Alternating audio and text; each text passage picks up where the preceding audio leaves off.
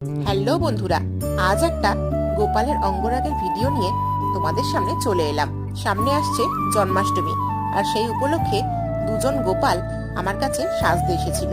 চলো তোমাদের সঙ্গে শেয়ার করে নিই কিভাবে গোপালদেরকে আমি আমার মনের মতন করে সাজিয়ে দিয়েছিলাম। সেরকম ভালোভাবে না জানলেও যেটুকু জানি সবটুকু দিয়ে চেষ্টা করেছি গোপালদেরকে ভালোভাবে সাজিয়ে দেওয়ার জন্য। চার গোপাল সে কি বলছে শুনে নেওয়া যাক। কমেন্টে কিন্তু অবশ্যই জানিও কেমন লাগলো। প্রীতি এই যে ও পুরুলিয়াতে থাকে, আমার কাছে গোপাল সাজানোর জন্য এসেছিল নিয়ে, তো সাজানো হয়ে গেছে কমপ্লিট। আমি ওকে ওর গোপাল দিয়ে দিয়েছি, এখন ওর কাছ থেকে একটু শুনে নেবো যে ওর কেমন লেগেছে। খুবই সুন্দর সাজিয়েছো, আমার ফটো পাঠিয়েছিলে কিন্তু সব থেকে ভালো লেগেছে সামনে এসে, মানে এত